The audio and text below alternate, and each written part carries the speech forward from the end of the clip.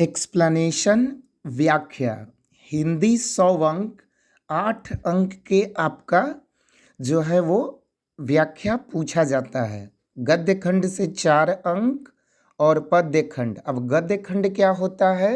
कहानी निबंध और पद्य खंड कविता। तो आज मैं आपको इम्पोर्टेंट व्याख्या बता रहा हूँ गद्य खंड से, 3 इम्पोर्टेंट।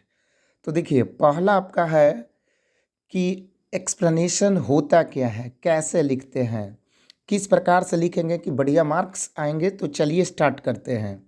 तो पहला आपका क्वेश्चन है कि वर घर देखकर ही क्या करना है कुंती, मानक आए तो कुछ हो भी।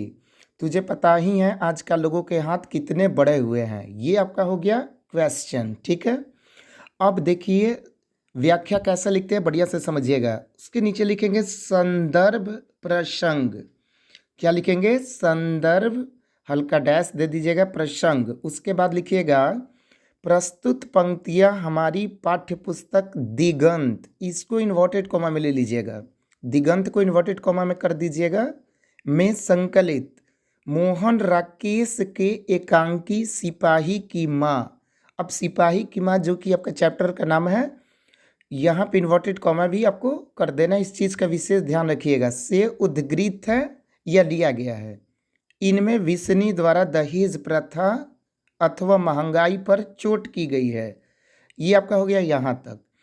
अब पैराग्राफ चेंज कीजिएगा और चेंज करने के बाद लिखिएगा व्याख्या, डैश दीजिएगा, लिखिएगा उसके बाद कि अब मैटर जो है उसको लिखना है। कुंती से वार्तालाप करते हुए विष्णु कहती है कि मुन्नी के लिए वरघर देखकर आखिर मैं क्या कर सकता हूँ, मेरे हाथ में पैसा है नहीं, इसलिए मानक की प्रतीक्षा करनी होगी।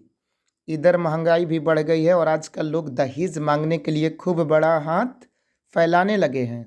पता नहीं ये लोग कितना दहेज मांगेंगे। इस प्रकार यह कथन निम्न मध्यवर्गीय परिवार की विफल आर्थिक दशा का वर्णन करता है।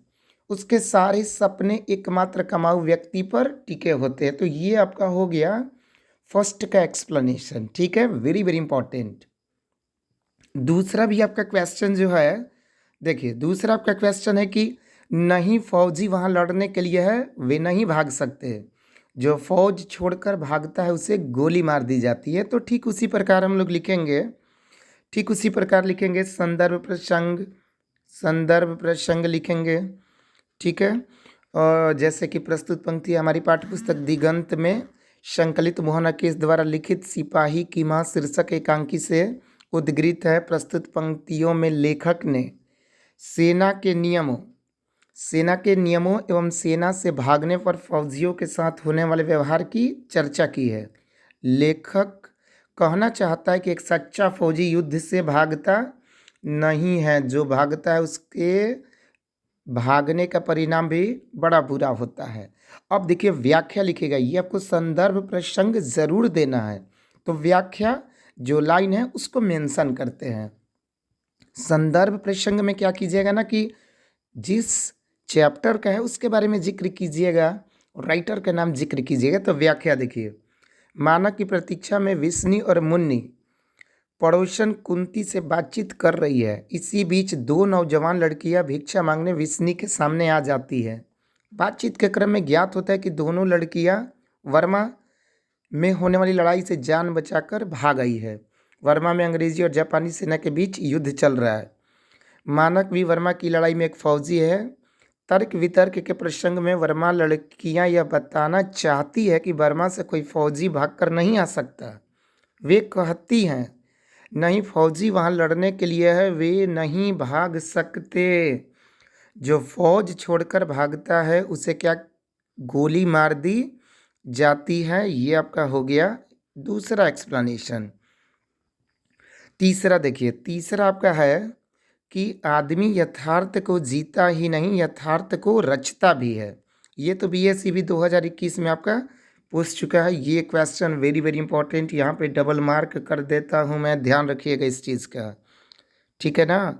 तो अब लिखेंगे कैसे, उसी तरह से समझते हैं। संदर्भ प्रसंग दे देंगे, क्या दे देंगे?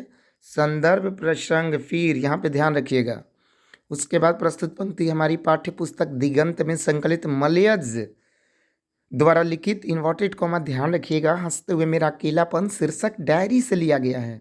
इस पंक्ति में लेखक मलयज जी ने यह सिद्ध करने का प्रयास किया कि व्यक्ति यथार्थ में जीता भी है और यथार्थ को रचता भी है। तो ये जो एक्सप्लेनेशन का है ये आपका हो गया। उसके बाद देखिए व्याख्या। यथार्थ मनुष्य जीवन का कटु सत्य है। वास्तविकता से परे मनुष्य का जीवन एकांकी एवं व्यर्थी है।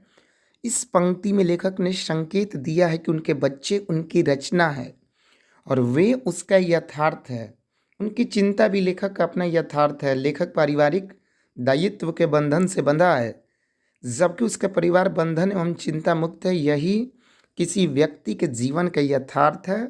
इस प्रकार स्पष्ट है कि व्यक्ति की रचना एवं उसके जीवन का यथार्थ दोनों एक दूसरे के पूरक हैं। तो देखिए ये आपका हो गया क्या, पहला आपका हो गया एक्सप्लेनेशन, दूसरा हो गया ये हो गया, तीसरा वेरी वेरी इंपॉर्टेंट। अब आप इसे कॉपी में अच्छे से नोट कर लीजिएगा क्योंकि ये आपके एग्जाम के लिए वेरी वेरी इंपॉर्टेंट है। पहला समझ गए आप लोग एक्सप्लेनेशन, दूसरा तीसरा। अब चैनल पे नए हैं तो चैनल को सब्सक्राइब ज़रूर कर दीजिएगा। ओके, धन्यवाद।